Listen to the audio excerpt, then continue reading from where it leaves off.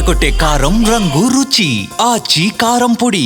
అంతర్జాతీయ జలాల్లో మరోసారి యుద్ధ వాతావరణం కనిపిస్తోంది. ఇరాన్ ప్రభుత్వంపై అక్కడి ప్రజల ఆగ్రహం, మరోవైపు అమెరికా హెచ్చరికల మధ్య ఇప్పుడు 16 మంది భారతీయుల ప్రాణాలు గాల్లో దీపంలా మారాయి. డిసెంబర్ 8న ఇరాన్ అధికారులు స్వాధీనం చేసుకున్న ఎంటీ వాలియంట్ రోర్ నౌకలోని సిబ్బంది ఇప్పుడు నరకం చూస్తున్నారు. అక్రమంగా డీజిల్ తరలిస్తున్నారనే ఆరోపణలతో మొదలైన ఈ వివాదం ఇప్పుడు 16 మంది భారతీయ కుటుంబాల్లో తీరని ఆందోళన నింపుతోంది. అసలు ఆ ఓడలో ఏం జరుగుతోంది, మన వాళ్ళు అక్కడ ఎలా బతుకుతున్నారు, ఈ స్టోరీ డీటెయిల్స్ ఈ వీడియోలో చూద్దాం. అసలు ఏం జరిగిందంటే డిసెంబర్ 8న దిబ్బా ఓడరేవు సమీపంలో ఇరాన్ భద్రతా దళాలు ఈ నౌకని అదుపులోకి తీసుకున్నాయి. ఓడలో 6000 మెట్రిక్ టన్నుల అక్రమ డీజిల్ ఉందన్నది ఇరాన్ ఆరోపణ.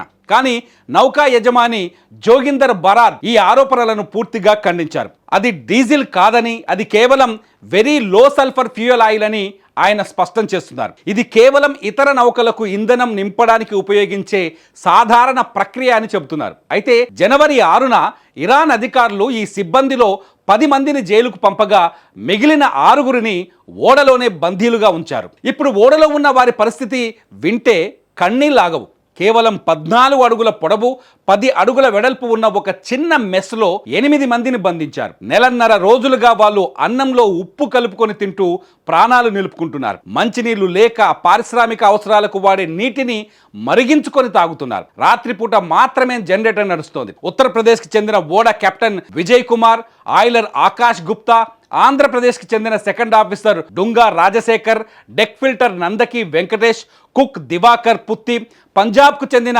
సీమాన్ విశాల్ కుమార్ను గత 45 రోజులుగా ఇరాన్ భద్రతా దళాలు ఓడలో కఠినమైన నిఘాలో ఉంచాయి. వారి ఫోన్లు, ల్యాప్టాప్లు కూడా లాగేసుకున్నారు. చాలా బతిమాలితే ఒక్క ఫోన్ ఇచ్చారు. దాని ద్వారానే వాళ్ళు తమ కుటుంబాలతో వాట్సాప్ కాల్స్లో మాట్లాడుకుంటున్నారు. ఈ 16 మందిలో చాలా మంది జనవరిలో ఇంటికి రావాల్సిన వాళ్ళే, కానీ ఇప్పుడు జైలు పాలయ్యారు. బీహార్కి చెందిన మసూద్ అలాంకి ఈద్ తర్వాత పెళ్లి జరగాల్సి ఉంది. ఆంధ్రప్రదేశ్కి చెందిన రాజశేఖర్ సోదరి వివాహం మార్చిలో ఉంది. జైల్లో ఉన్న కేతాన్ మెహతా ఆరోగ్యం గురించి ఆయన తండ్రి తీవ్రంగా ఆందోళన చెందుతున్నారు. ఇది కేవలం 16 మంది సమస్య కాదు, 16 కుటుంబాల ఆవేదన.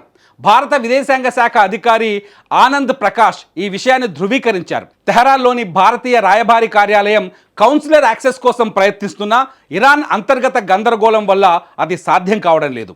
ఈ కేసు ఇప్పుడు ఢిల్లీ హైకోర్టుకు చేరింది. ప్రభుత్వం తగిన చర్యలు తీసుకుంటున్నామని కోర్టుకు తెలిపింది. మరోవైపు నౌక యజమాని ప్రైమ్ ట్యాంకర్స్ LLC కంపెనీ తీరుపై కుటుంబ సభ్యులు అసహనం వ్యక్తం చేస్తున్నారు. తన భర్తను ఇరాన్ హ్యూమన్ షీల్డ్లా వాడుకుంటోందని అనిల్ సింగ్ భార్య గాయత్రి సింగ్ ఆవేదన వ్యక్తం చేస్తున్నారు. మన వాళ్ళు సురక్షితంగా మళ్ళీ స్వదేశానికి ఎప్పుడు వస్తారో చూడాలి. ఈ ఇష్యూపై గవర్నమెంట్ ఇంకా స్పీడ్గా రియాక్ట్ అవ్వాలని కోరుకుందాం. చూస్తూనే ఉండండి అప్డేట్స్ కోసం సుమన్ టీవీ.